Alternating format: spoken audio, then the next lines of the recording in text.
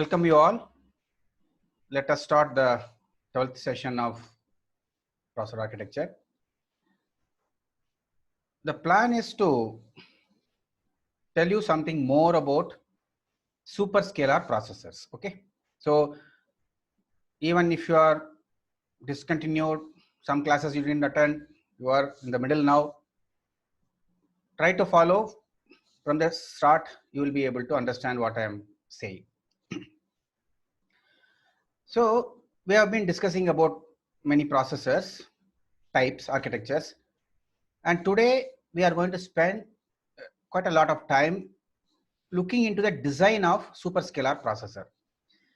Let me tell you why we are spending more time here, because this is the most popular and the design which is being followed by almost all the processors in the market. Not about embedded processors. Embedded processors do not follow this complex algorithms and complex implementation, because there are a lot of determinism is required in embedded systems, and embedded processors do not have that much of chip area and power to build in such complex circuitry into the chip. So what we are discussing is about any processors that you see on a laptop or a big servers, and even the complex computers, supercomputers, they follow the philosophy of superscalar pipeline. What you see in data centers, they are of this type. All the big servers, HP, from HP, Dell, and Intel based processors or AMD based processors, they all have this into that. Even the multi-core processors have superscalar capability inside each of the cores. So this is not the new design. It has been there from, in fact, it started in 1970 when Flynn came up with a classification. So 1970s, people started thinking about it, and 1980, the first design came up, but it is not commercially available for us to use it. In 1990s, it became a common thing to see superscalar processors in the market. So you can see that we are not learning anything that has come yesterday. Okay, resume recording. Okay, so what I was talking about was when these design superscalar processors came into being. Okay, now let us see the major thing that you are going to learn in this is dynamic instruction scheduling. I spoke a little bit more about this in the last lecture. Let me summarize them and then take it forward so that you understand the context. See, pipeline processes we have seen, and they're all reading the instruction one after the other and then executing them through the pipeline, and multiple instructions may be there in the pipeline on different stages. Now we found that there are some issues and we cannot scale, to make the processor execute more instructions. So what we thought, why not have, instead of single ALU in the pipeline and then everything getting blocked because one ALU only is there in the system. So we went ahead and then the designers thought about designing multiple functional units or execution units into the chip. Now, once you have multiple execution units, you need instructions to make use of them. See, there is no point in having multiple execution units if there are no instructions scheduled on them. It is like this. Suppose if you are building a big restaurant or a hotel with lots of rooms, we need customers to occupy those rooms so that the person building the hotel makes money out of it. Otherwise, the rooms will be vacant if there are no customers to stay there. So we need instructions to make use of the functional units. Otherwise, there is no point in having them. So we cannot depend on the compiler to give us the instructions to make these functional units busy. The reason is compilers are still outside of the CPU, and it is done not during the execution. Okay, the compilation is done much ahead and the executables are created. Now, if we want to make use of all the functional units, the processor should have a control of how I can take those instructions and then schedule them on the hardware. If they have a control, then they can do a better job because they are close to the functional units and they know what is happening in the chip. And the hardware has to have a control of scheduling the instructions rather than asking the compiler to do, because once compiler does it and we don't have the flexibility to dynamically change it, it is going to be a bottleneck. We cannot adapt to the situation. So I am going to spend some time how the software based, compiler based static scheduling of instructions are not efficient. That means when I say it is not efficient, they are not able to make those functional units busy always. Okay, some of them will be just idling with no instructions to execute. It is like rooms in the hotel with no customers. You cannot make money out of empty rooms. So the CPU is going to have more responsibility and more circuitry to decide about the instructions scheduling. So that is called dynamic instruction scheduling, which is going to happen while the CPU is running and executing the instructions, not offline while compiling the code. I hope this context is clear. Why are we studying this? What are the issue? And then we'll see now how is it implemented. That's our next stage. But before that, we should know why we are even studying about dynamic instruction scheduling.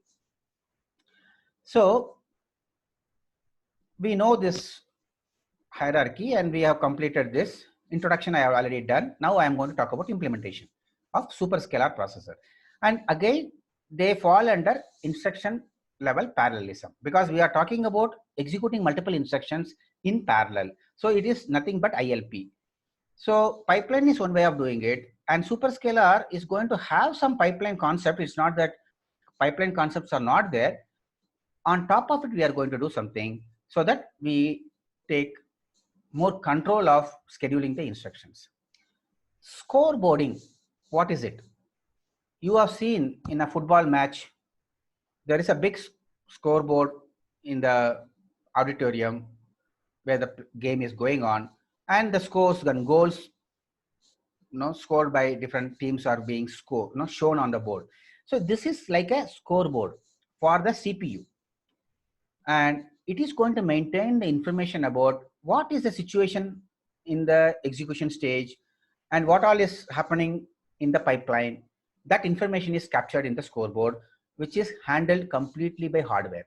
Okay, there is no software component here except that instructions are coming in, but they're all handled by hardware.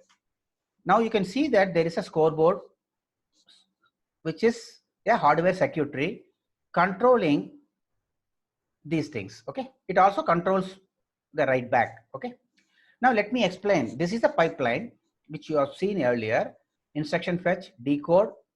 Now we have a new stage introduced in the Superscalar architecture. Wherever we have multiple functional units, I am calling them as execute, execute, execute. They all happen in a single execute cycle. When I say single, don't think that it's single cycle, it can be multiple cycles. So in the execute stage of a pipeline, that's all. I'm not talking about whether it is going to be done in a single cycle. No, that restriction is gone.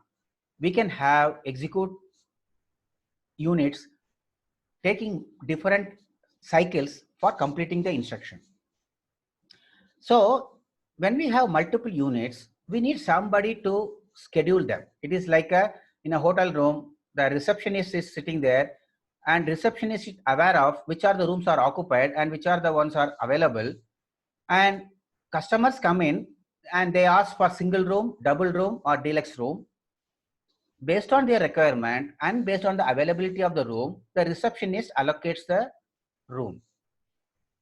Now, there may be a situation where you would have seen that when you go into the hotel room during the checkout time, They say that please wait for half an hour.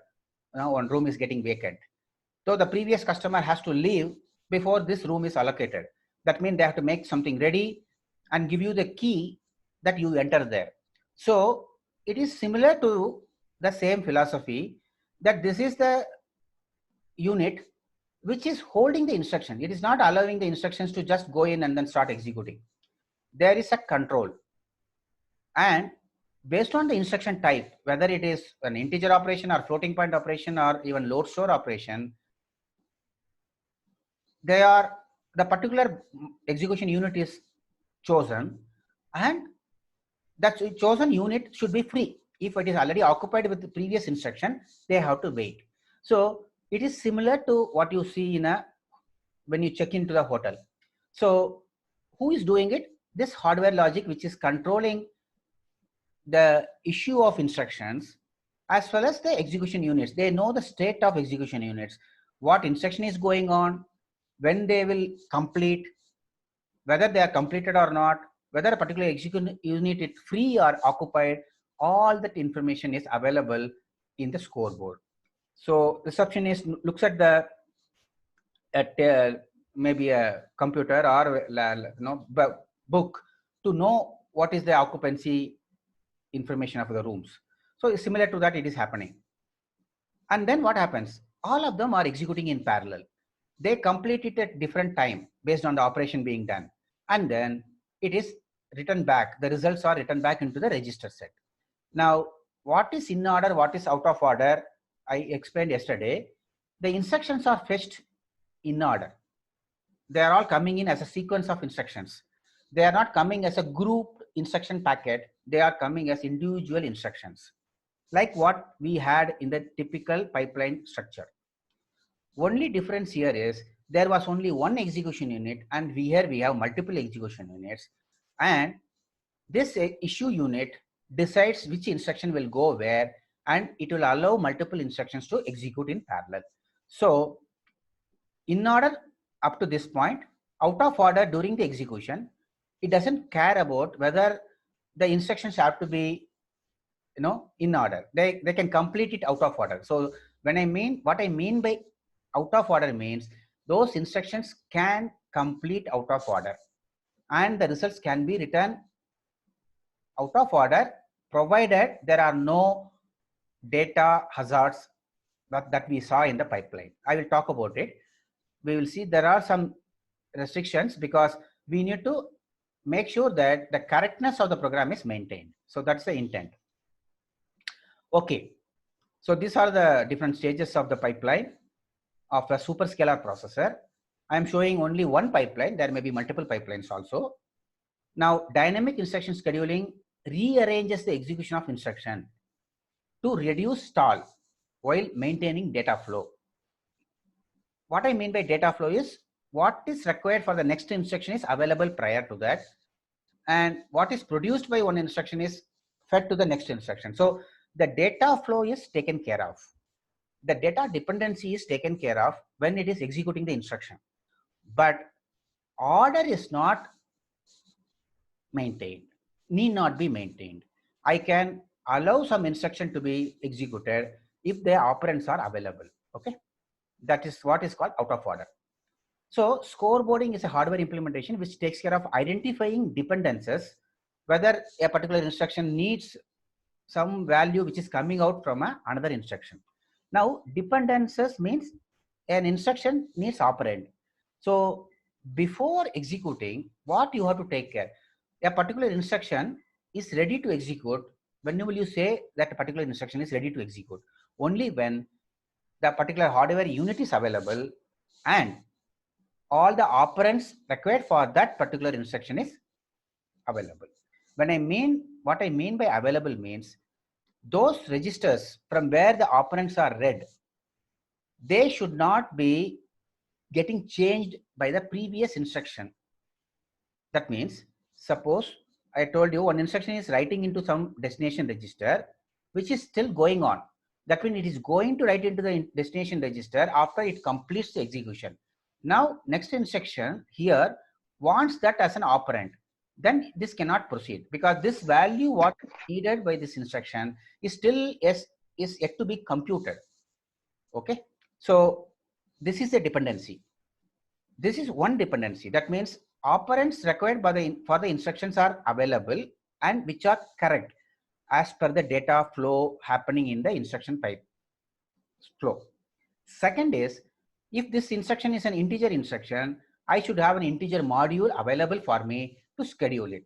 So two things are required. One, I need the operands, which are the recent latest operands available to me. Second, the execution unit is free, that I can schedule the instruction to be executed. So until then, I cannot schedule it. So that is the job of the scoreboard, to make sure an instruction is not scheduled until the previous instruction is removed from the execution unit. It is free. Second, all the operands required for the instruction are all available and which are the latest one. Okay. Then that means, when will you say some operand is not available? When the instruction which is supposed to give the operand is still in the execution stage. Okay. If it is still executing, it is not yet computed the value which is needed for the operand. So it is not available. And one more thing also you need to take care. When these instructions are executed by multiple execution units in parallel, they should not have any dependency among them.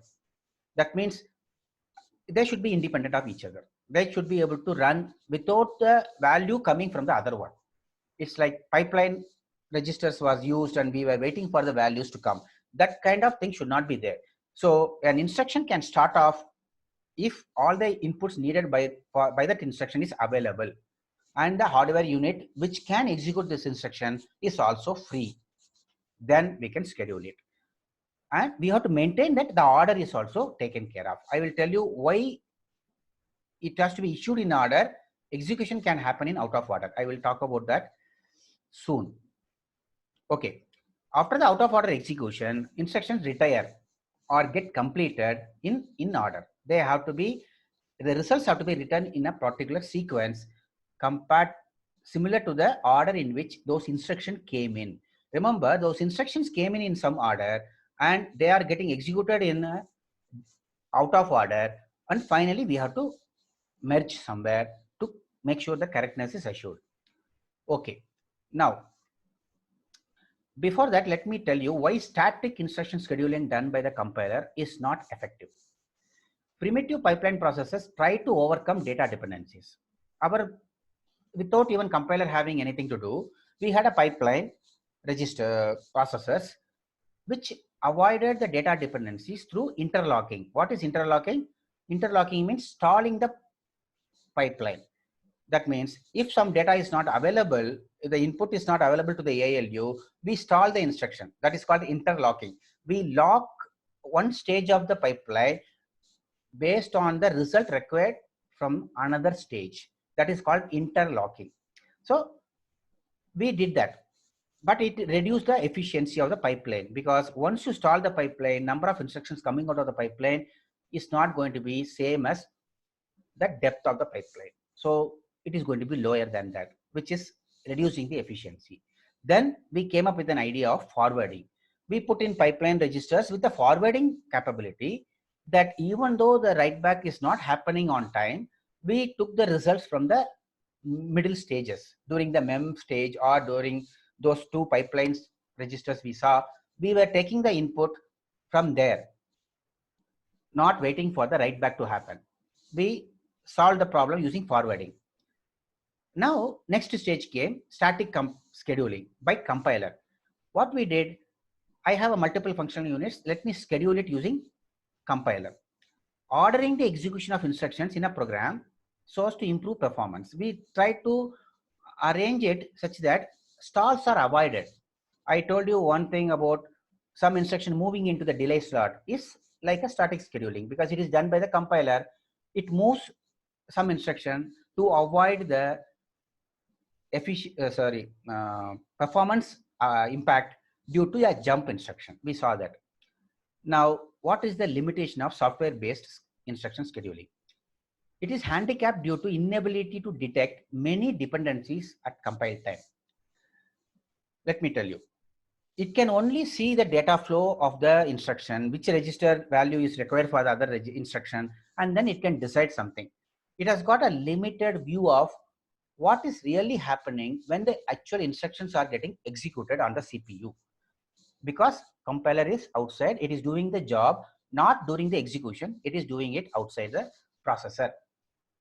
Now, what are the dependencies it cannot imagine? I will come to that in the next slide. Hold on. So it has some handicaps. Now, VLAW processor depend on its compiler. We saw that. It actually groups those instructions based on its idea of the processor. It knows how many functional units are there, how many instructions are there. It will put those instructions which are not having any dependency between them, and they have a hardware unit to schedule. So they were doing it at the compile time. Now, I'm going to tell you what is the superscalar processor pipeline looks like, which I showed you already. It has got a fetch, decode, and issue and dispatch. There are two words used for this. Which comes first? I'll tell you. Instruction is coming in. They are put in the instruction buffer. Many instructions are read. Okay. One more thing you have to remember. We are saying that we need more instructions for scheduling it on the functional units. As I told you, if you want to keep those functional units busy, more functional units busy, we need more instructions to come in. If we need more instruction to come in, the fetch module interfacing with the instruction cache should work much faster. If suppose, as an example, hotel example, a 40-room hotel, the marketing and their sales guys who are getting the customers don't have to work too much. They don't have to be in the airports and in the railway station or in the bus station to grab the customers to come to the hotel, because they have only 40 rooms. If they find some 30, 40, almost 80% occupancy, it's okay. Hotel can run. But suppose if you have a big hotel of 400 rooms, 400, you need more customers. That means you need more work to be done to bring the customers to the hotel. Otherwise, it's going to be a big loss. So here, if it is a normal pipeline, you don't have to worry. If it is only one or two execution units, fine. But if I have built a bigger functional units, number of functional units are more, I need much more complex and faster instruction fetch unit to bring more instructions. Then only I can make them run on those functional units. If I don't have instructions to execute, there is no point in having those functional units. So I need to do more work in this stage to get more instructions from the instruction memory. So that's why all the instruction buffers are there. Many instructions are read in a single cycle. It's not one instruction per cycle. It's not sufficient because you need more instructions to schedule. Now, I need to have a complex decoding also. I cannot say now I will decode one instruction at a time. If you have seen in a hotel, big hotel, there's a reception area with lots of people sitting there to receive the customers, because nobody wants to wait in the reception hall with one guy allocating the rooms. It will be a chaos. Nobody will come to the hotel. So we need more people to allocate those customers. Similarly, a decode unit cannot say that I will decode one instruction in a cycle. If more instructions are coming in, decode also should be complex enough, and it should decode multiple instructions simultaneously. That means what? What we saw in the pipeline, one decode stage, taking one instruction at a time and decoding it, is no longer valid. You need more logic to parallelly decode multiple instructions. Then only the execution units which are there will have more instruction available, already decoded, and dependency among them is analyzed, because I cannot schedule them without knowing whether the value is coming from one of the instructions which is being executed. So I need to do a lot of work to keep these execution units busy. If you see, having execution units is not just solves the problem, doesn't solve the problem. You need to do a lot of work to keep them busy. Okay, so let us see now. So issuing is instructions are grouped based on the functional units. Suppose integer instructions are grouped in one place, all the floating point instructions are grouped in one place, and load store. Then dispatch is the job which really moves the instruction into the function unit. So issue is just allowing them to be queued up in those functional units, and dispatch is really making them run on the functional unit. So just keep it in mind. I'll go into the detail, or it will become clear. So why we have to do so much of processing before? It's all to make those execution units busy, to keep executing some instructions. After that, job is not done. Once so many instructions get completed, we need some logic here to retire them. That means write the results in the proper order. So this is in order. What is executing is out of order. And finally, when the results are written, it's in order. Okay. This I have told you many times. Now let us just quickly go through it. Instruction fetch and decode are done in the order in which the instructions are coming. They are in order. The execution is done out of order. And since the various FUs take different execution time, some take more FUs, functional units, floating point functional units take more time. They get completed out of order at different point in time. Then what happens? Once the instructions are completed, the results are in completion buffer. They are all not stored in the register finally. It is still there in the intermediate stage, similar to our pipeline registers in our normal pipeline. The results are to be updated into the actual registers. Then only the execution can be considered to be complete. Otherwise, it is not. When you say add R1, R2, R3, it is not enough if R2 and R3 are added. It should be loaded into R1 to say that add is done. So that completion happens during the retired stage, which is done based on the sequential consistency. So the results are written into the respective registers, and the status flag, that is also very important. We need to update them. So this is the sequence. Now I'm going to just show you x86 processor. Initially I told you that it was CISC, and later on when the RISC became so popular and efficient, Intel changed over to RISC way of executing the instruction inside the CPU, though they maintain the CISC instruction for the outside world. The reason is the x86 instruction set computing is widely used in the laptop and in the PC world. IBM compatible PC. So AMD also was creating chips similar to Intel's ISA, instruction set architecture.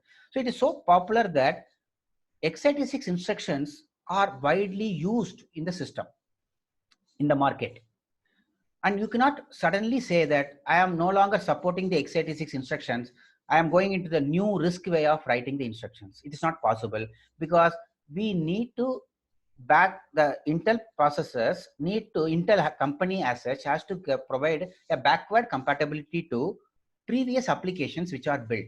If you see that when you buy a new Windows 98 or Windows NT in those days, application which was running on Windows, it was running on the latest versions also. Even today, whatever you are running on Windows 7, it runs on Windows 10 also. So that is called a backward compatibility. What was meant for Windows 7 should be able to be, you should be able to run it on Windows 10, the latest version of Windows, as well as the processor. When Windows 10 comes on top, it is sitting on another processor, which is the latest CPU. Whereas Windows 7 was running on an older CPU.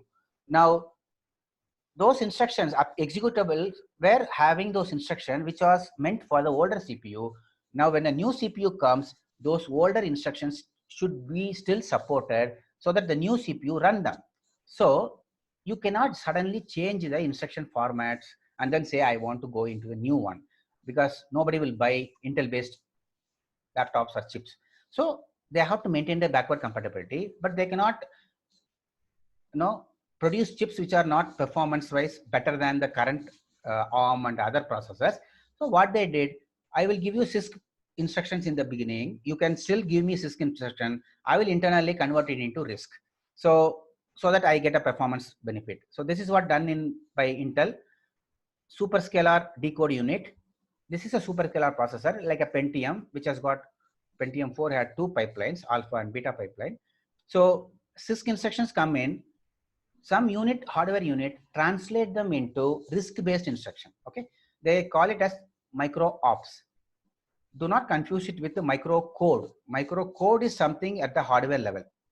Micro ops is a very Intel specific RISC instructions converting from CISC instruction. So the literature says normally most of the CISC instruction what we use in the program, they all get converted into almost one-on-one RISC instructions. Okay, the format is little different, but it is one-on-one or 1:2 ratio.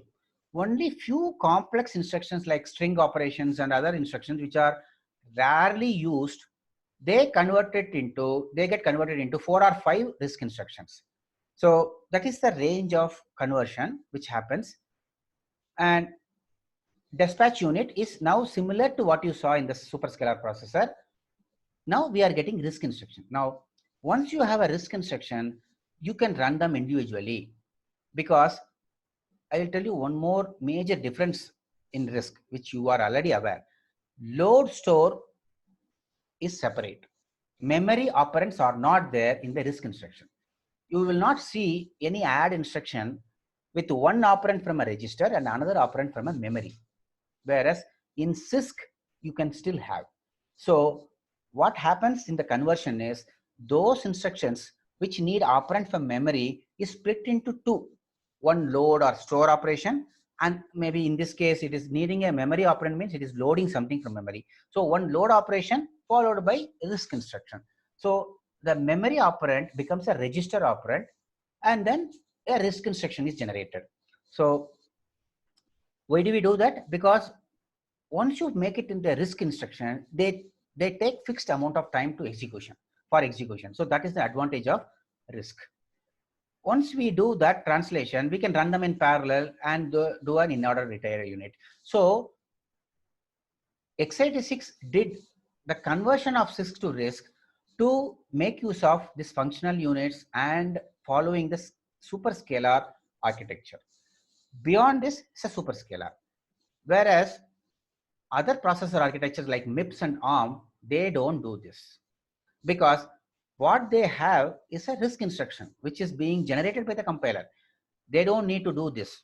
So Intel has to do a little bit of more energy they have to spend in converting this, okay, into the chip, inside the chip.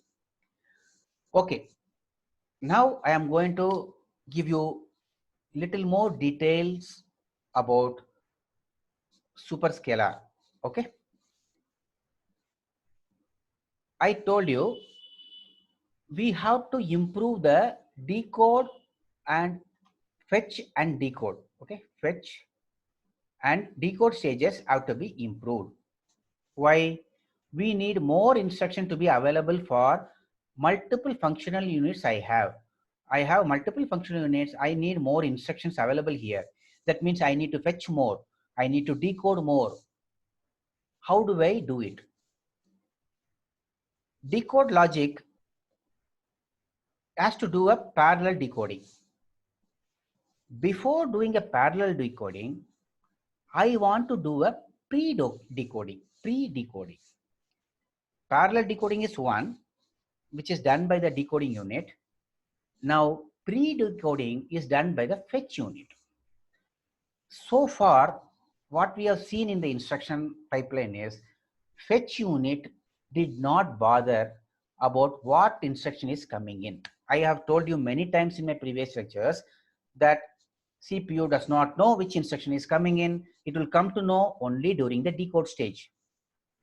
That statement is no longer valid in this case, because during the fetch, it is also looking at what am I fetching. Am I fetching a floating point operation instruction, or is this instruction I am fetching is an integer operation, or is it a load store operation? How can it know? It has to have an additional circuitry in the looking at the opcode area, because some set of opcodes are reserved for load operations, store operations. Some set of opcodes are reserved for all the arithmetic operations, maybe integer arithmetic. Other one is maybe floating point operations. So I don't need to look into the operands part of the instruction, which talks about whether I am reading the operand from R1 or R3 or R4. I don't have to worry when I'm fetching the instruction. That is when I want to schedule them, I need it. When I want to read the operand, I need to know about it. But when I am fetching, I only just see, hey, whether it is a load store instruction or is it a floating point operation. While reading, I can do it because it's additional hardware security that I can put in. So that is what is done by the pre-decoding unit. Now I am showing you a simple example of AMD processor. As I told you, they make x86 based chips. Okay, they have a licensing. They pay some money to Intel, so they make use of the x86 instruction set architecture, so that they should know what is the opcode, what type of instructions and all that. But they make the chip. AMD makes the chip. They design inside how they process the instruction is there. They have a full complete freedom. Instruction definition is done by Intel, and how it is processed, how it is executed is AMD's problem, because they are building the chip. But they have to make sure that add operation is performed as add. It's not that they can do subtract. So that they will take care, because they know from the instruction set document coming from Intel what needs to be done by each instruction, and they perform it. But how they do, what optimization they do inside the chip is left to them. That is why AMD is still a good competitor for Intel.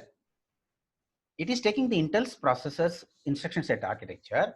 Intel only is giving it, but AMD makes sometimes gives a very tough competition to Intel in terms of power, in terms of efficiency, in terms of clock rate, how they manufacture the chip, what they do inside the chip architecturally, how they innovative ideas they put in, they differentiate themselves from Intel. So it's a very, very healthy competition between two legends, Intel and AMD. Okay. So what they do, they are fetching it from the second level of cache. Okay. It can be unified cache, or it could be a separate instruction cache memory. They do a pre-decoding at while they are fetching the instruction into the instruction cache, which is a L1 cache. Decoding is done. When you do something, you have to also, whatever job is done, it should be passed on, right? Otherwise, whatever is done will be lost. So along with the instruction, they add some additional bits to say that without even looking into the instruction, anybody coming later can identify whether it is a load store instruction, or is it a integer operation, or is a floating point operation. So that information is added as an appended bits to the instructions. So if it is a 32-bit instruction, you may add some 5 bits or 4 bits. In this case, I'm not sure it is how many bits are added here. So it adds some additional bits to inform what type of instruction it is, because you know that functional units are based on the type of instruction. This is for integer operation, this is for floating point, and this. So you can, if you know what type of instructions are coming in, you can easily at least worry about them, scheduling them by grouping them into a pipeline, or a list of some buffer. So all the integer instructions come here, all the load store instructions come here to to buffer them. So that is done by the hardware unit. Issue rate is a performance measure of superscalar processors. Issue rate means how many instructions you are able to issue or a dispatch to the floating, functional units. See the average number of instructions issued per cycle. Normally, it is not very great, 1 to 2, okay, in CISC-based CPUs, whereas RISC-based is maybe around 4. So you cannot, even though you have some 5-6 FUs, the issue rate, how many instructions are issued per cycle, is not too huge. It is around 4. Why? Why are you not able to issue more instructions per cycle? I have more units, but I am not able to issue more instructions because instructions have dependencies. I cannot issue the instruction until all the operands are ready. That is one issue. Second issue is the instructions which are getting executed are not completing it in one cycle. Some instructions take more. The functional units, though I have multiple units, they are occupied for more clock cycles. Because of that, I have to make the instruction wait. If I have to make instructions wait, I can't schedule it every cycle. So issue rate comes down even though functional units are there, even though instructions are there. I have a problem in terms of dependency. It is waiting for some results to be available. And second, resource hazard. I have the functional units which are not available now because they are busy executing multi-cycle instructions. Floating point instruction take more cycles. I cannot make them run faster. So these are the issues. So because of this, the problem will be resolved or maybe slightly made better if I have more instruction in my hand. So we will increase the number of instructions so that I can find independent instructions easily. So that is possible if I do a pre-decoding. So these are the reasons behind why we do all this.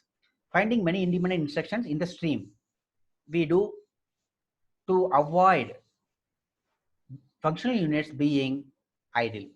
We want to have more customers in the lobby, okay? Being able to decode many instructions within a cycle, we should be able to do that.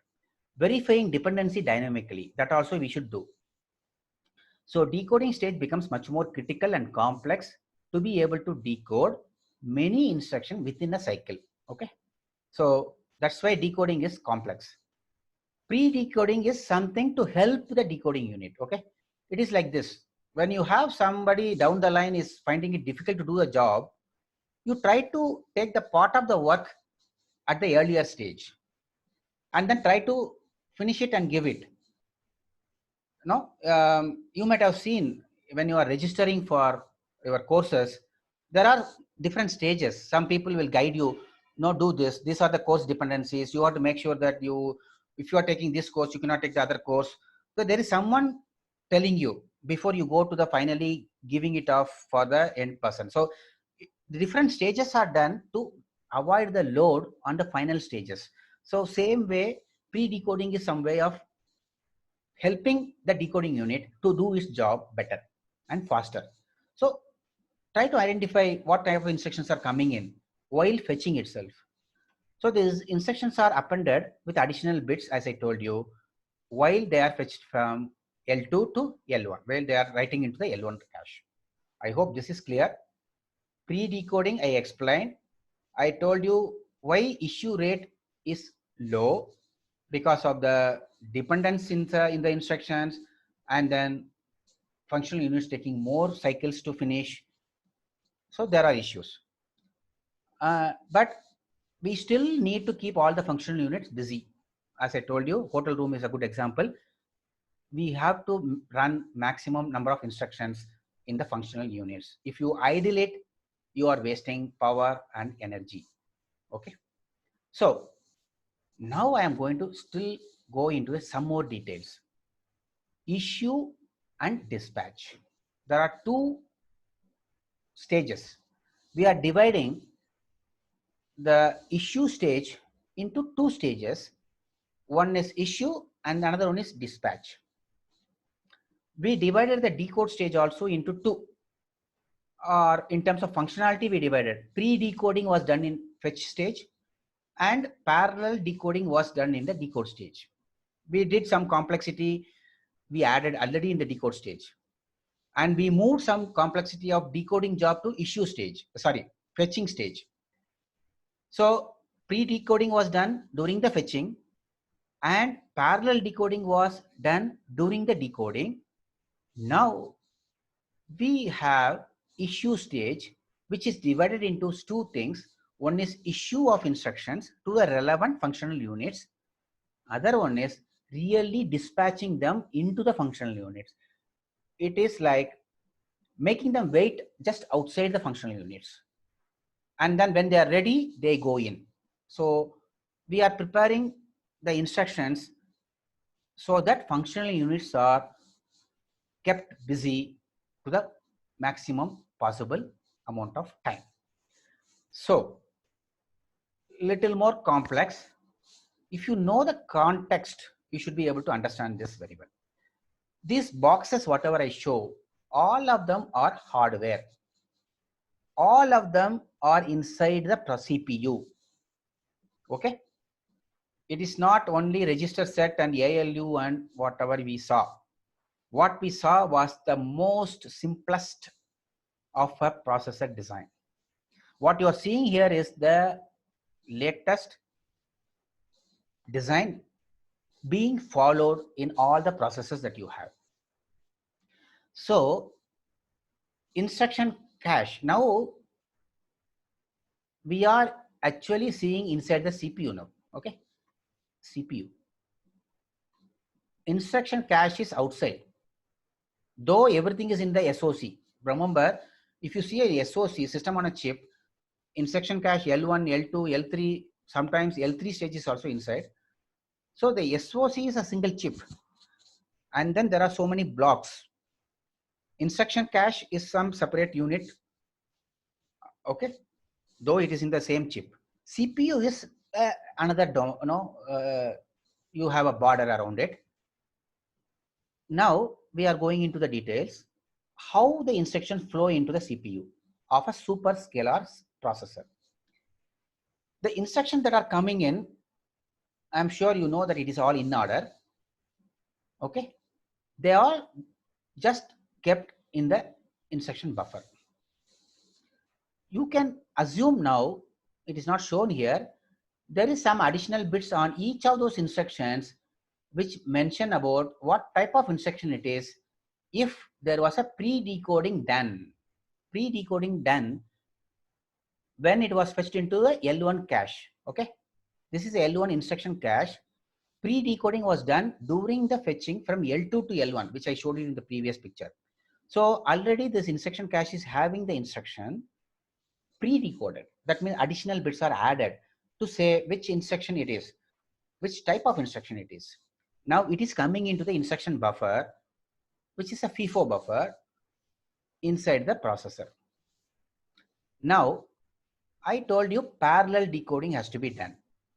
If you see this, how many lines are there? At least I think with my eyes I can see 4 lines. Maybe with your eyes you can see 8. I don't know. So it is reading not one instruction. I told you that decoding is done in parallel, not one instruction at a time. Multiple instructions are decoded simultaneously. Who is doing it? This unit is doing. You may wonder what is the difference between pre-decoding and decoding. I explained to you earlier.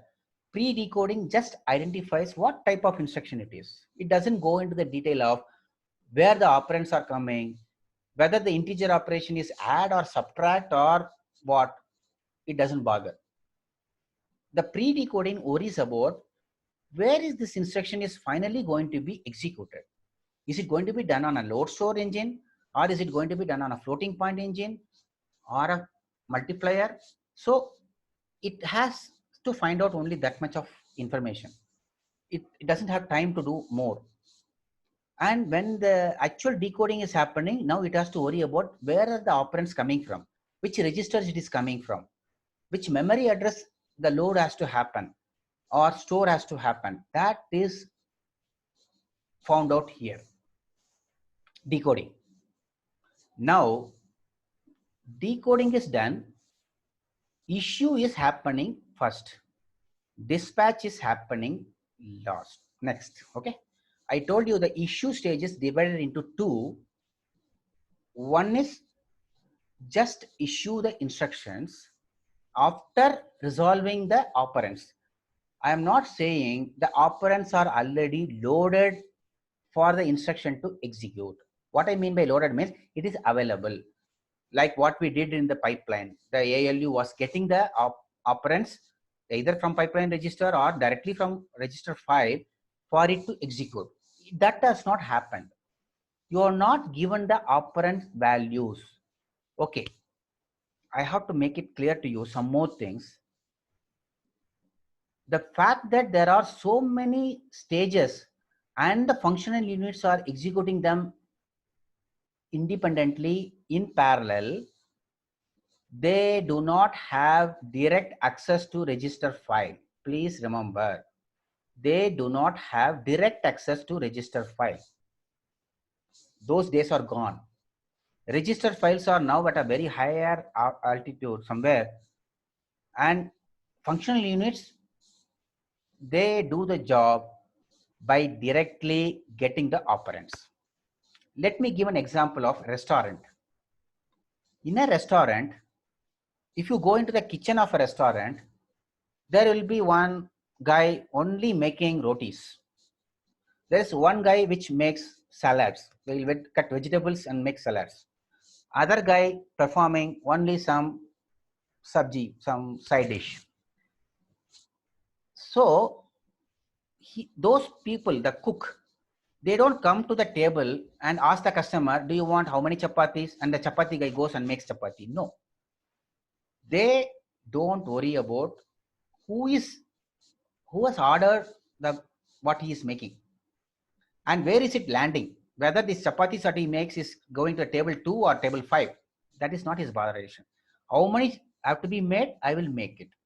So it is all compartmentalized. They're all, the functional units are like that. They don't worry about who wants it. That means where these results are going in, these functional units do not bother. Where is it going to land? Whether the result that is computing, is it going to R1 or R2? It doesn't care. Similarly, it doesn't care where is it coming from. The requirement is coming from where? I am taking inputs. To make an addition, I need input.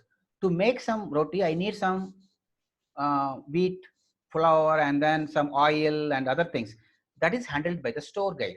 They provide the raw material and they make the food. So functional units need inputs. They don't care where is it coming from, which register it is coming from. So the distance between the functional units and the register set has gone way beyond. It is so high that they don't even know what values they are adding. Two values are given, they add it. So it is like a pass by value that you do in a function call. In a software world, we call it as a pass by value. We pass the value to a function and it does the job. Similarly, registers are read and the values are passed to the functional units for them to execute. They are not directly read by these functional units from the register set. So what you saw in the normal pipeline, the ALU was connected directly to register set, though pipeline register was there in between. It was one stage, one pipeline register was there. Here, there are so many in between. They don't even talk to each other. They don't even know which register is giving the input. So what is happening is, issue is not bothered about whether the values are available. It knows which registers they have to come from, operands, but they don't know whether it is available now or it is going to come later. It issues to the reservation station. It is called reservation stations, where all the similar instructions, suppose this is an integer FU or EU, all the integer operations are grouped there. If it is a floating point unit, all the floating point instructions are grouped there, but all the operands are not available. They may not be available. So you cannot take the instruction here and execute. There should be one more stage where once the operands are available, they are put in the dispatch queue. That means they are ready to be executed. It may not be queue, it can be one instruction taken out once the operands are available and it is given to the EU. So when this is putting the instructions here, there may be some instruction getting executed there. Even though it is busy, it is putting many instructions into it. And this cannot pass on one instruction until this is free. Okay. Functional unit can take only one instruction at a time for execution. And it wants all the operands to be available when it is given. You cannot say execute the instruction, but operand will come later. No, you have to give everything. It starts off. So that is how dispatch happens. So if you are to tell me the difference between what is issue and what is a dispatch, what is the difference? In issue stage, the instructions which are getting issued need not have their operands available. Okay. What I mean by not available, it is not even ready. Some other instruction is being executed, which is going to supply me the operand. Okay. Similarly, some instruction here is going to supply. So I cannot group them together in a same cycle. So it may come from some other instruction, which is not even executing, or it may be executing.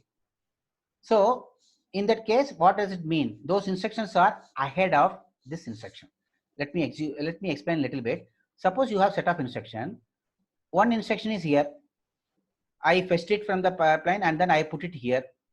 Now this may be a load or store or a floating point arithmetic, which are all waiting here. They are all, see, now the sequence is gone. They all came together and then they all got split into multiple things. It is like all of you joined together in the first semester as a single ECE guys. You are all attending classes, same class, same course, same time.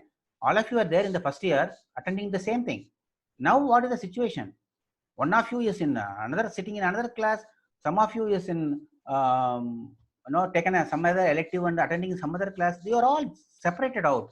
Maybe you are together when you have some particular class. Similarly, these instructions are all, they all came together one after the other, but they are all sitting in different places now. But still they have dependency, which is not gone. The dependency is there. So they need to be tracked. Whether any instruction which is here is being executed in this. Okay, it may be because they came, okay, if you have to order in time wise, these are all future instruction. Okay, I have to show you some which are instruction which are here. Prior to that, you may need an operand from here. You may not need an operand from here. I'm sorry. Timeline wise, operands will come from the instruction which has come here. So because you have to think in a different direction. This is executing first and then the other instructions are coming. So you may need an operand from here. In that case, this instruction may still be waiting for the hardware to be available, or it may be executing. So all this need to be evaluated and make sure that operands are available. Once it is available, I can execute them. Then I can dispatch to the functional unit. So that is what is done here. So I hope this is clear. Before I break, I want to just complete this. Then we can go into a break now. Okay. So do not get confused if some literature says EU or FU, both are same. Functional unit or execution unit is same. Pre-decoded instructions are coming from L1 cache into I buffer. Complete decoding happens here, including identifying operands and destination locations. Then instructions are issued to the shelving buffer. See, the reservation station is a buffer, a FIFO buffer, and the another name for it is shelving, shelf, like a shelving buffer. Okay. And let me explain. Dependency check is to be done. It is not yet done. While they are here, dependency check is not done. Only thing what is done is operands are identified and which execution units they should go in. That is also done. So it is sitting in a particular queue to be executed. Dependency check is to be done prior to accessing the operands to ascertain valid values are in them. Okay, you have to make sure, suppose some instructions are prior to it, is getting executed and it is putting it into some operand register, then you cannot read the register until this write is done. You have already seen this dependency, read after write data dependency. So if a register from where the operand has to be read is getting computed by some instruction either in the functional unit which is being executing, or it is still waiting to be executed, then you cannot proceed with the reading of that register, because it will happen, this data hazard will happen, read after write.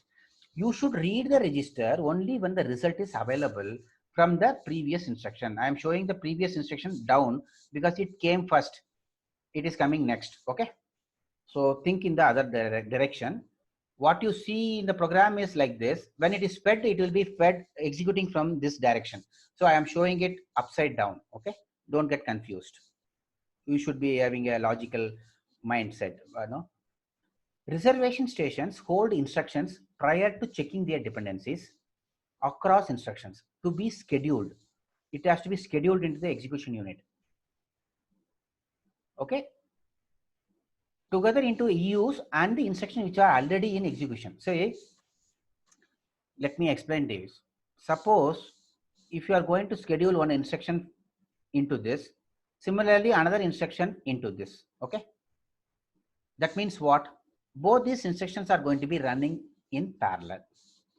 Then I told you one more thing. If two instructions are running in parallel, they should not have any dependency among them. That means I cannot expect something to be available here, then it means that it should not have come here at all. It shouldn't have come here at all. The fact that these instructions have come into the execution unit means they have all the inputs they need. Okay, and after executing, if they have to give a result out, if that register, suppose it is going to write into R10, if any instruction is dependent on this value, they won't be here, they will be somewhere here. That instructions are still waiting for this operand to be available so that they can come into the dispatch. Remember this, visualize it, understand it. Okay, I cannot explain many more because I am getting delayed a lot. Operands are fetched prior to the dispatch. Now, once the operands are ready, it is fetched, given to the EU along with the operand. You have to give the values also, like a cook getting all the raw material for making it. He will not go to the storeroom to get it. It is already given. EUs are getting it directly by value, and it doesn't read from registers. Okay, it is given. Once the instructions are dispatched to EU, they get executed out of order. Once they are there, if suppose I'm starting all of them simultaneously, that doesn't guarantee that they all complete simultaneously, because their jobs are different and they do it out of order. Once they complete, the results are to be written back into destination register, which will also be register or memory. Okay, which will be done in a in order case. Okay, that's all. I hope I will show you a simulation. I thought of doing it today. It looks like I won't be able to do because of lack of time, but I will do it on Monday. But I want you to remember all this I have spoken. Don't say 3 days have gone, I have forgotten. It will become difficult. Okay, I want to teach at least two very important concepts before we end the course. This is one of them. Okay, so should we have a break now, or 2 slides of this we can finish it, then a break? What do you want? Anybody? Okay, let me show, resume the board. Okay, Pentium 4 is a very popular Intel processor chip. Okay, it came way back in 1990s. This is the chip. You can see the number of pins there, quite a lot. So maybe 200 or 300, around that many number of chips, pins coming out. So let me quickly explain how to read a picture. You know, if it's a system block diagram of a chip is given, where do you start? Start from the input, and system bus is connecting to the main memory. Bus unit is interfacing that. Now you have a unified cache, L2 cache, which is a large, bigger size. Unified means it is connecting to data and instruction together. So both instructions and data come into this cache. Now let us follow the instruction path and then data later. If you see here that instructions are coming into this, but you don't see any instruction cache as such. We are not naming it as instruction cache. The Intel, what they did in this chip is converted the CISC instruction, which was coming into the chip in the L2 level, into RISC instruction. Okay. The conversion happened and they all gave, into the trace cache. Trace cache is nothing but the instructions. Okay. They are grouped together. It is a RISC type of instruction. The conversion has happened already. Fetch decode, decoding has happened. This unit is, let me give you some idea about branch prediction. This is coming when you have a jump on some conditional statement. So these are the instructions. If you don't jump, suppose this is going here, then if jump happens, it will come and execute this instruction. If it doesn't happen, these instructions are executed. Now you know that in pipeline, instructions are fetched in the same order. And then it finds out that there is a jump. Then it has to flush the instruction which have been earlier taken into the pipeline and start executing from here. I told you this as a control hazard. Because of the control flow, there is a hazard to the pipeline. Now, the branch prediction is a hardware logic which predicts the output of this instruction. It assumes it is static prediction is also there, dynamic prediction is also there. Just idea I will give you now. So how it is done, I will not talk about. It is trying to predict it. Now, what is the use of predicting it? If I predict that 99% of the time this jump is happening and only 1% of the time it is flowing through. When will it happen? If you are in a for loop, suppose if you are in a for loop, you say I is equal to less than 100, continue the for loop, otherwise come out of the for loop. That is what you write it in a high level language. So when you have a 100 number, it is 1:99. 99, 100 times, you will always see that the jump is happening to the top. And then only 1% it comes out. So if the compiler is intelligent enough to put the conditional code such that it always, this is actually go to the backward. If the address is always offset is negative, the jump is going back to the previous instruction. So this jump on carry will not come to the forward loop. It will go back to the higher, some lower address, because it's a for loop. For loop is inside. This code is here. So the processor is predicting that most of the time the jump is happening to the backward instead of coming down. Okay, let me not say this. It is, instead of coming down without jump, most of the time it is happening to the backward jump. So it will start fetching from target address. It will start fetching from the instruction. It will not fetch these instructions. That means the pipeline is fetching the instructions which are likely to be executed if the branch happens. The probability of either branch taken or not taken, it depends on the program flow. So it is predicted, okay, based on the particular situation. So that logic is built into this. Don't worry about it now. If you understand it now, this much is enough. Then out of order execution happens in the processor. It's a superscalar processor, what I am showing you. And retirement unit is there, okay, which is writing into the register set. If you see here, you don't even see a register set shown at all. It is somewhere hidden. All the major units are shown because it's so complex. We even forget about register set. Okay, it is not shown. Mostly it will be, it is somewhere in the middle which is accessed. That's all. Okay, For opcode fetching, it has to be accessed, and then out of order execution, after that retirement, it has to access. So now actually, where are the execution units? Execution units are here. Okay, execution units are here. Out of order execution logic is here, and scheduling the instruction on the unit is done here. And if there is a load store execution, it will be accessing the data cache. Otherwise, it will be accessing the register set. So this is how the whole thing works. Okay, just at a high level, understand it. I will not go into the detail. I'll scare you with one more picture. Don't worry, you can still understand. This is the interface connecting to main memory. Okay, unified cache is the first entry into the chip. Then this is the pipeline I will call. Fetch decode is done here, and CISC instructions are converted to RISC instruction using a microcode. Micro ops I told you. So the trace cache is nothing but all RISC instructions.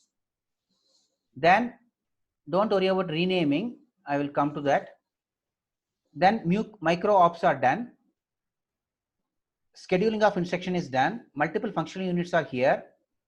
Sorry, here. Multiple functional units are here.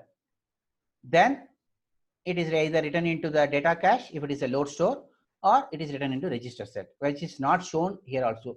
It is shown here. Register set is shown here. Okay. So it is easy to understand the flow. Even if you don't know individual block, this you may not know what is happening, but otherwise you will be able to understand it. Okay. So this is how a typical superscalar processor hardware block diagram looks like. Okay. So I am going to stop. Okay. One TLB, I am sure you guys remember. Translation look aside buffer. Page table entry is in the memory, and page table needs to be accessed for every data access in the page. Suppose if you have a page, if you need to access a code or data within a page, you need to have a page table entry, because you need to convert the virtual address into physical address, and then read and write accesses have to be known, and exact offset in the main memory should be known. So page table entry is required. So page table entry itself is cached. I told you about this in TLB, translation look aside buffer. I hope you guys remember. I cannot explain again. You will not have a break at all. So we are going to stop here for a break. So what is the time? 1:20. So 1:30. So let us now start with scoreboarding, which is a technique to implement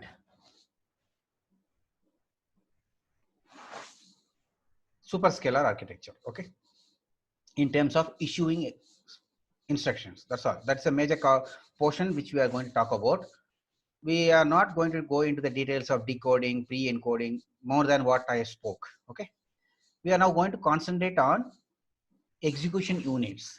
Our focus is going to be on the instructions which are waiting to be executed, and the functional units are available. We want to check whether the instructions are ready for execution. That means they have all the operands needed. No dependencies there between the instruction which are going into the functional units. Make them run, execute them, and then group them back. Again, put the results back. So this portion which talks about making the instructions ready for execution, making them execute, and submit the results. So this portion is going to be, now we are going to see using scoreboarding technique how it is handled. So today what I will do is I will give you some background design concept which you need to have or need to understand for us to really see the implementation. The scoreboarding implementation, I will show it with the animation tomorrow, not tomorrow, next week. Okay.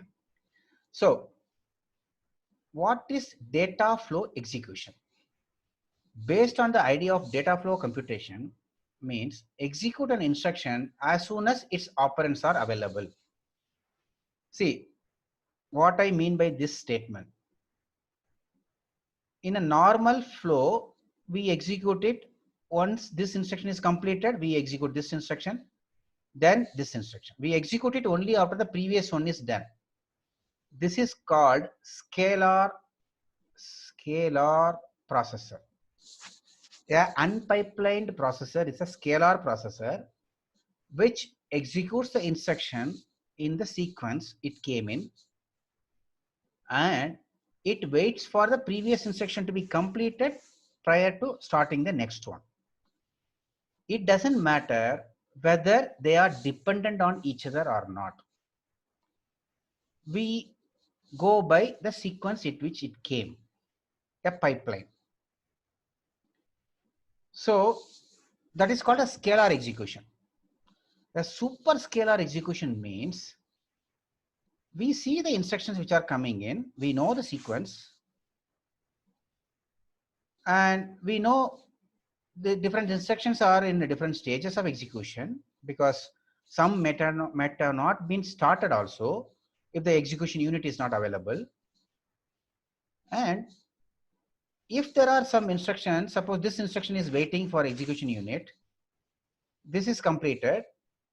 Suppose this instruction doesn't have any dependency with this instruction and it has all the operands that it wants, and another condition is it has got the functional units which is free, then we don't have to wait for this to be completed, this instruction to be completed, for you to start this instruction. This is what I said, out of order execution. We don't wait until operands are available and the functional units are available. So what do? We are taking a decision on whether to execute an instruction or not based on the data. If I have the operands and the functional unit is ready, there are no dependency with the previous instructions which has not completed, then I will start off. That is called data flow execution. Execute an instruction as soon as its operands are available. Now let me show you an example. There is a div D instruction. What is this D coming here everywhere? That is for a floating point double operation. Okay. So let me explain. These two are the operands. This is the destination. And if you see here, this is one of the operands is coming from here. Because it is above, this instruction has to be executed before. Okay. One more very, very important thing you should remember. The programming sequence assumes scalar execution. The person who is writing the program, when you are writing a C program, when I say that F1 is called here, F2 is called here, next, what do I have in my mind? I keep it in mind that this F1 function is executed completely before F2 function is called. And then I say A is equal to some variable A equal to B. Then I say C is equal to D. What do I assume? A is equal to B is done, then C equal to D is assigned. When I write the program, I keep it in mind the scalar view of the processor.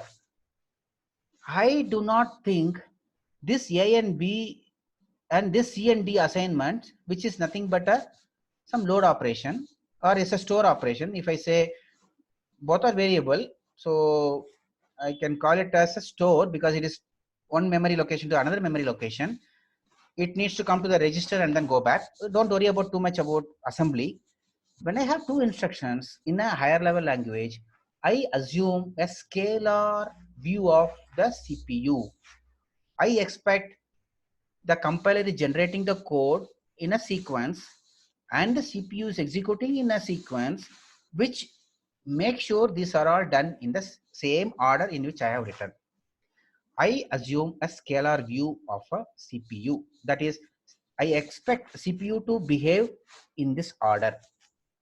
But because I want to optimize it, because as a designer, CPU designer, I want to make use of the functional units which are free. I want to make them run something which is out of context or out of order. I do something which is different from the original programmer intended for. So it is my responsibility, the CPU's responsibility or a CPU designer's responsibility to make sure even if I do out of order, I make sure what the programmer thought is happening is finally done. Then programmer doesn't have anything to complain. I have made sure programmer is happy. Now, don't think that this is happening only now. When you were studying OS, it happened. When I wrote a program as a process, I assume only this process is running in the CPU. When I run another process, I expect as a user, I am user 1, I am a user 2. I assume my process only is running in the CPU, and this user is thinking his process only is running in the CPU. Whereas CPU is here, OS is there, it is hiding the information that both are running. And it is giving an impression to the user 1, yes, your process is running, here is the result, you see the window, he is happy. And it's also making sure that this user is also happy. But what is done underneath? What we assume is not actually what is happening underneath. These processes are not running continuously. For some time it is running on the CPU and it is scheduled out and this is running. That was the situation when you saw OS. We were doing it at a very higher abstraction level. Across processes, we made it run in parallel. Same thing is done by the hardware now across the instruction level. When the instructions are generated by the compiler assumes that this is the sequence these instructions are going to be executed. But the CPU is intelligent enough to know I can actually run this instruction without waiting for this to be completed, because I know div D is going to take time and I am not able to make this add execute. Let me give an example now. Okay, you have a divider unit, floating point divider unit, one hardware is there, and you have another integer, floating point adder unit. Adder means it can do subtraction also. I have two hardware units available. I am getting this instruction one after the other. In fact, together, because I am doing a parallel decoding. Remember, I am doing a parallel decoding. So I have all these three instructions with me in the issue buffer. Now I have to dispatch it to them. What should I do? Okay, div D came first. Very good. This unit is free. Let me make it run. But this guy is not going to complete it for another 10 cycles. Now, next I want to, this is free now. I'm looking for instruction.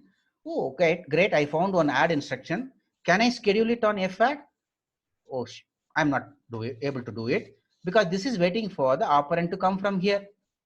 I have to wait another 10 cycles before even I start the execution of this. There is no way I can do it before. What do I do now? Should I wait till this is completed? Programmer assumes it is waiting. But if I start off this, nothing is going to happen. The programmer will not even know that I ran or I executed this instruction ahead of the other one. I know that this adder unit is free.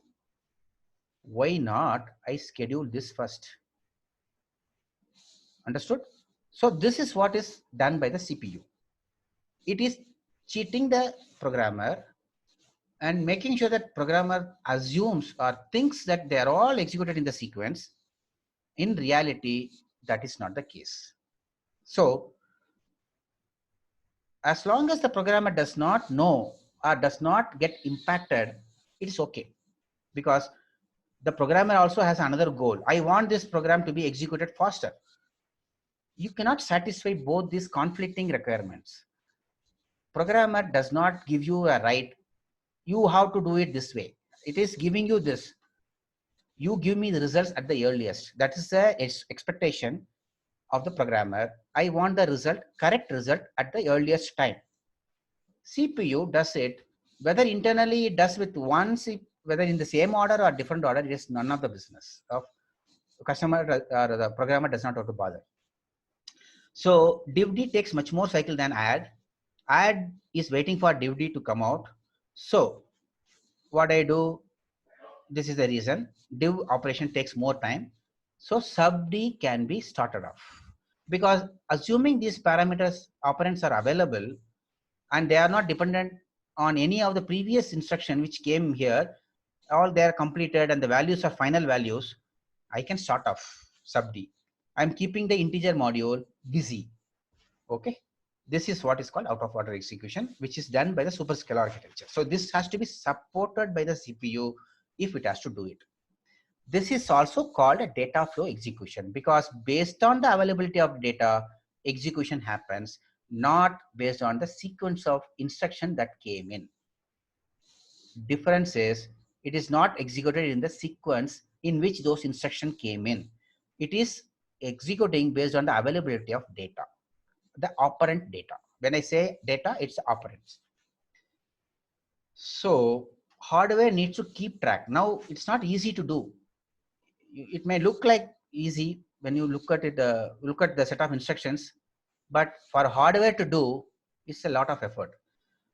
So you have to keep track of the flow of data elements or operands of various instructions in the execution.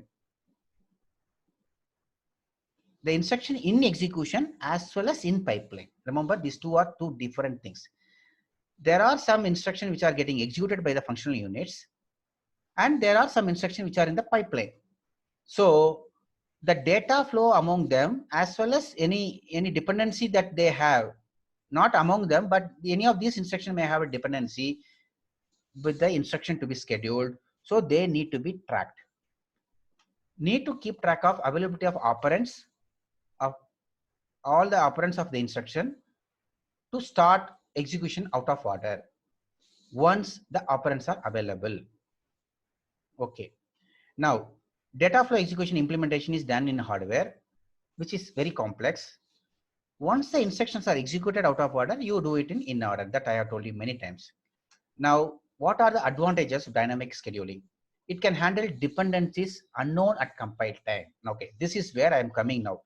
I said static scheduling is not sufficient. Dynamic scheduling is efficient. Why? I am answering it now. Static scheduling is done at a compile time. Compiler will be able to understand what are the dependencies among the instruction based on the operands. So with that idea, whatever information it has, it can decide grouping the instruction, which is done by the VLIW, which we saw. Okay, it was doing it with this limited knowledge. It is okay, it is better as far as that architecture is concerned, but that is not the best solution. Let me explain why it is. Compiler dependent, okay, suppose there are some dependencies involving memory references. Okay, let me explain what I mean by that. Suppose a load instruction is there, LD, okay, load R1 from some memory location, load R2 some memory location, and then add, I am saying R3, R1, R2. So what is happening? I want to, from memory, I want to load into R1 and then R2, then schedule it. Now, as far as the compiler is concerned, it knows that the variable are coming from the memory. Okay, R1, R2, it has to wait till the memory read is happening.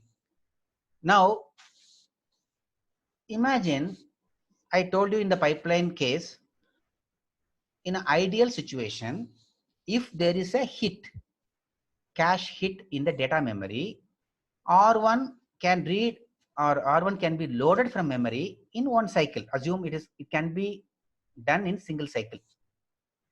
And then I also told if this memory address is also available in data cache, L1 cache, this can also happen in single cycle.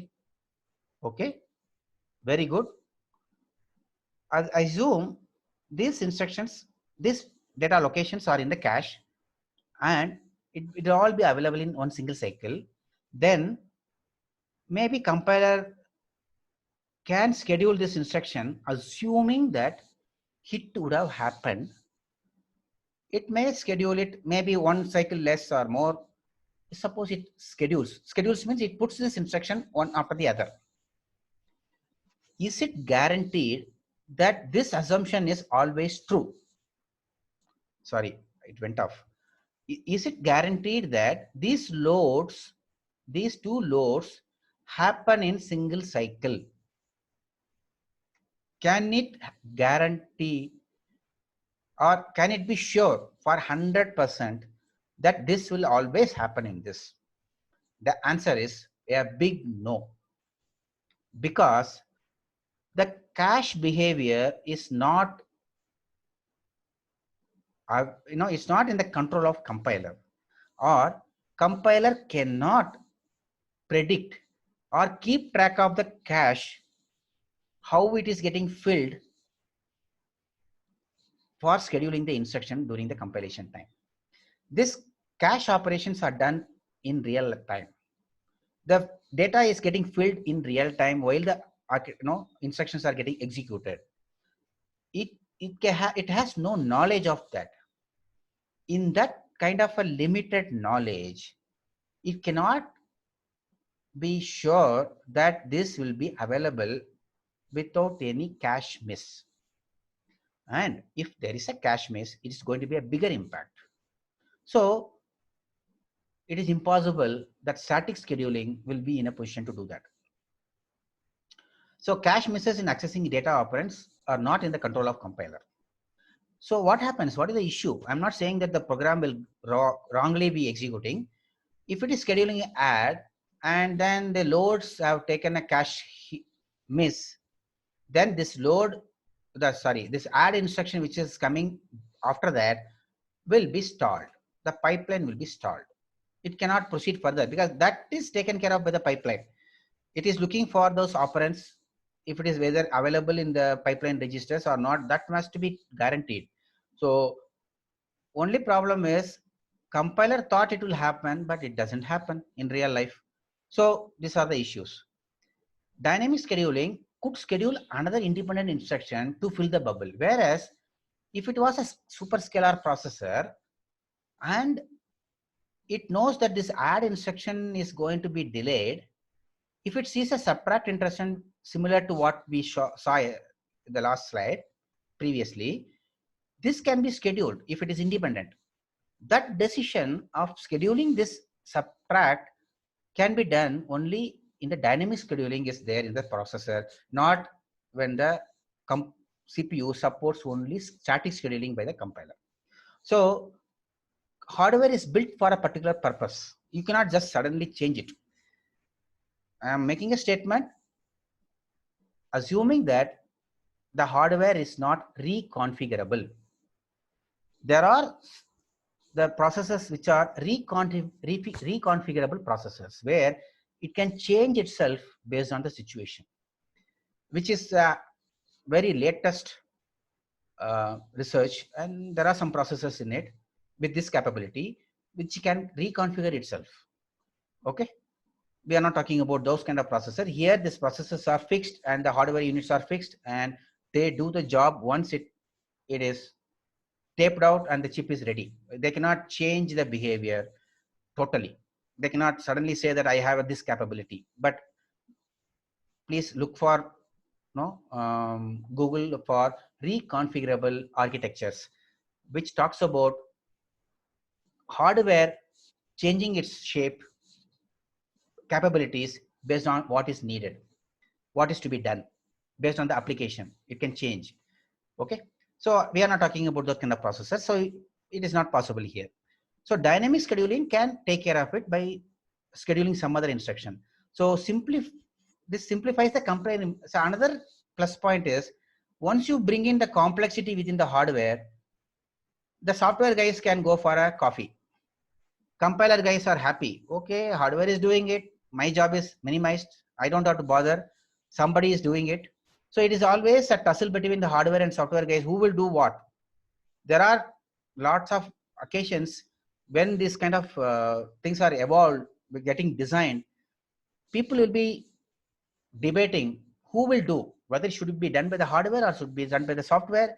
A lot of debate will be happening. Okay, which is better? They won't think about whether I am loaded or whether my job is becoming huge or less. They don't care about that. They see what is the end result and then they decide where it has to come. Some architect of the project will decide which are the operations to be moved to software, which is to be done by the hardware, and then those teams will go forward and design it. Okay, so it's a much bigger responsibilities being an architect of a project, because you decide what is done by the software and what is done by the hardware.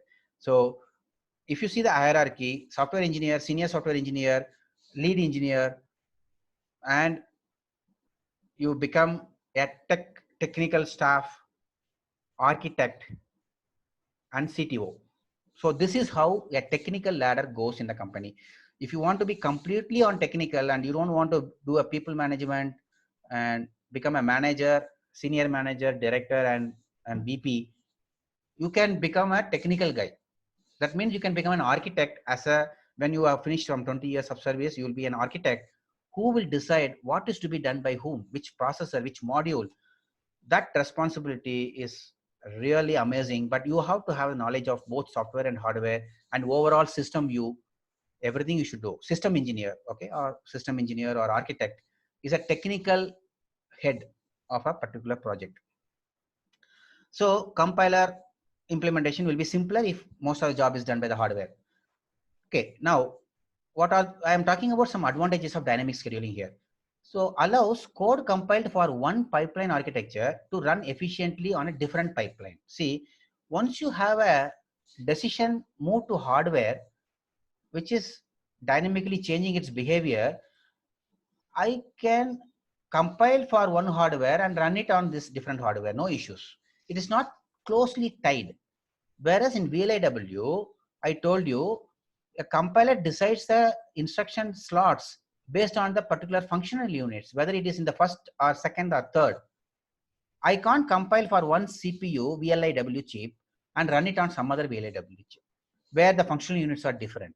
So they are tightly coupled. The hardware and the software, the executable generated by the compiler, they are tightly coupled. I cannot just make it run on different chip.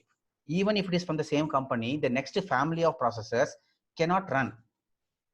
Whereas if the hardware is flexible enough, it doesn't matter which compiler version I used, for which processor I produce the executable, it may still run. It may still run. I'm not saying it will always be running. Like what you build for Windows 7 may run on Windows 10 running on different processor. So the backward compatibility I talk about is there. It is easy. Whereas with static scheduling, the code compatibility is lost because it is built for a particular pipeline.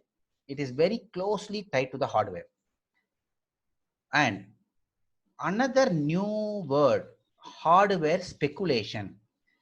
Speculation means predicting it. You know, in a stock market, there are analysts who analyze different companies based on the COVID situation now, which are the companies are likely to perform well, which are the companies are going into bankrupt, which are going to survive. They analyze, they speculate. There is no guarantee that their speculation is 100% correct. But with their knowledge, with the prior knowledge and their experience, and based on the situation in the market and the current restrictions, you and me can predict the airlines are going to have difficulty now. People are not traveling. Similarly, you and me can predict companies who are providing the online tools, like we are all on Zoom, is going to flourish. They are making more money. Airline business is going down and the Zoom business is picking up. The situation is same.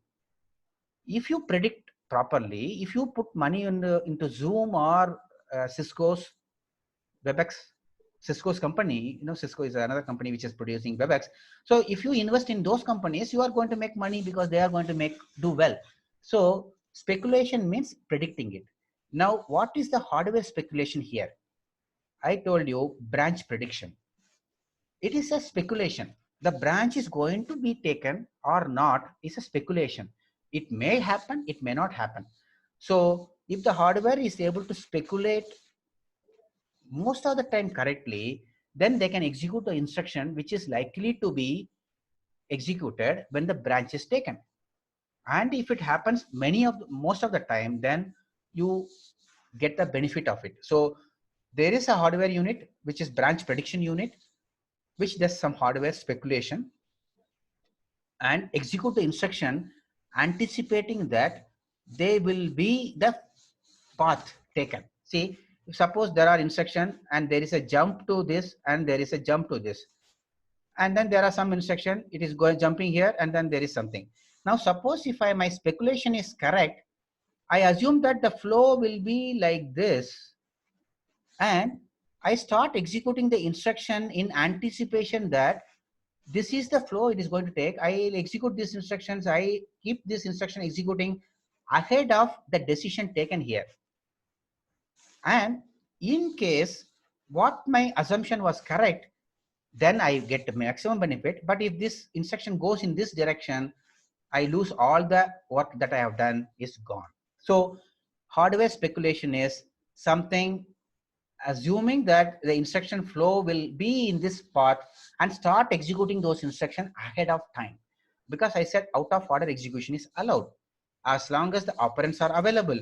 So I can go down the line, start executing set of instruction which are yet to come, which are yet to be assured of getting executed. But I execute it and keep it, provided my assumption is same as what is happening. So that is done by hardware unit, which I don't know, I will have time to explain you. So I am just trying to give you something so that you will know what this means. So speculative execution is that. Okay, one more thing, overview of dynamic scheduling. There are two schemes for implementing them. I'm just going to ram down.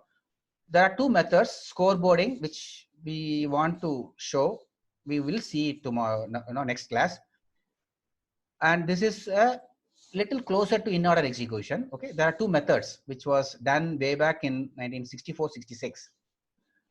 Now, maybe I will take two more slides before we stop. I am not going to poll now because time is less. I want you to answer the question, how many basic blocks are there in this piece of code? How many basic blocks?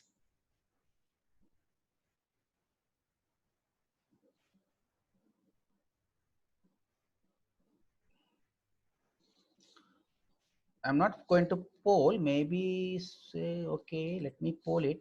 Nothing lost. Oh, I don't have a quiz generator. Okay, fine. I will not poll it now. You can write it on a paper or keep it in mind. How many basic blocks? It's a very software engineering concept. I don't know. I think I spoke about it in the embedded system course. I am just grouping them now. All the sequential instructions appearing in a program is called a basic block.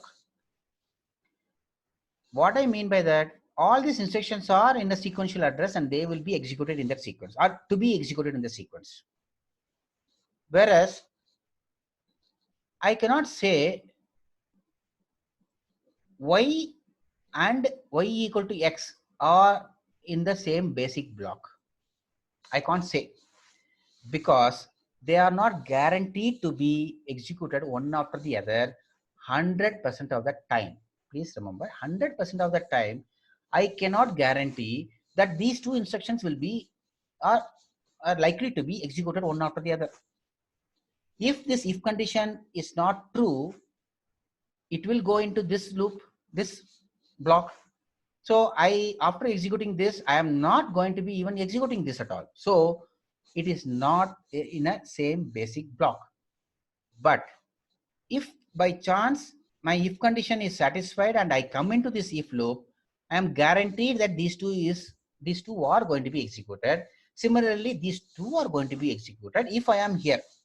So basic block is a set of instructions which are 100% going to be executed in a sequence together. All of them will be executed. Whether they are going to be executed in the same order or a different order depends on where it is running. If it is running on a superscalar processor, they may not be executed in the same sequence, but effect will be the same.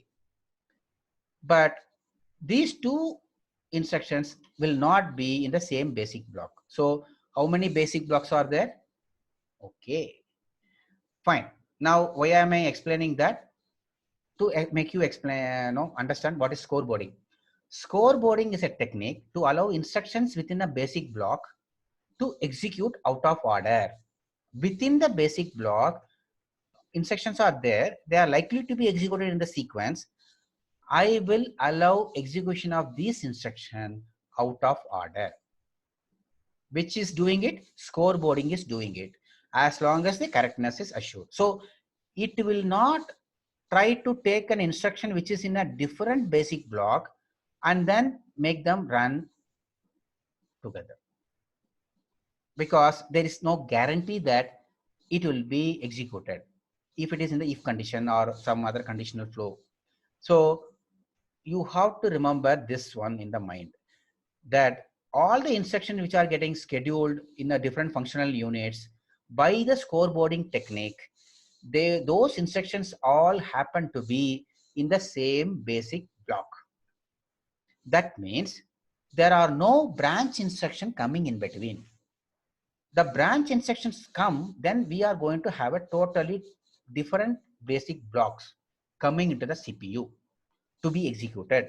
So scoreboarding is about the instructions which are belonging to a single basic block to be run out of order on different functional units based on those type of instructions and the kind of operands they have. If they are having operands which are available, I can schedule them. So the scoreboarding technique, the hardware technique, limits its capability of running multiple instructions out of order, provided those instructions belong to the same basic block. How do you decide the basic block? It is between two branch instructions, or a call, function call, or a conditional jump, or a unconditional jump, whatever it is. Wherever there are no control flow instructions, if all the data processing instruction, load store instruction, they all belonging to a single data, the basic block, then they are all considered for execution in parallel out of order. So one more thing before I stop, I will stop with this, because I can sense even with the distance of few thousand kilometers, you guys are waiting when I will stop. I'm going to stop. So before I stop, I want you to remember these two things I mentioned. There are three data hazards we spoke about: raw hazard, var hazard, and wow hazard. And if you recall, in a pipeline, I told only raw hazard is possible.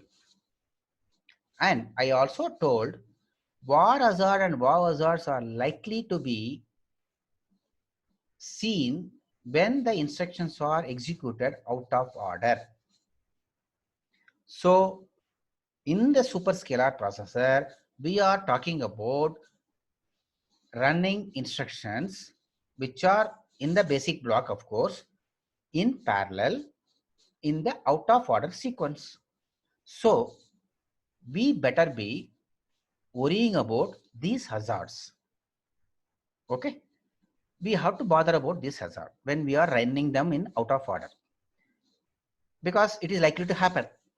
Whereas in the pipeline case, in a RISC MIPS pipeline, I need not to worry about this because the pipeline structure itself is limited and it prevents this from happening. Whereas in out of order execution on superscalar processor, they are likely to happen. So they can arise in dynamically scheduled superscalar processors. The goal is to maintain an execution rate of 1 CPI. What is CPI? Cycles per instruction. My aim of designing the scoreboarding is to have one single instruction coming out after every cycle. I have to make sure that the functional units are filled with instruction, that I get one instruction out of the pipeline at the end of write back, retire stage. I don't know whether to stop here or start here. Okay, I will stop here. Okay, already time is up, so I better stop.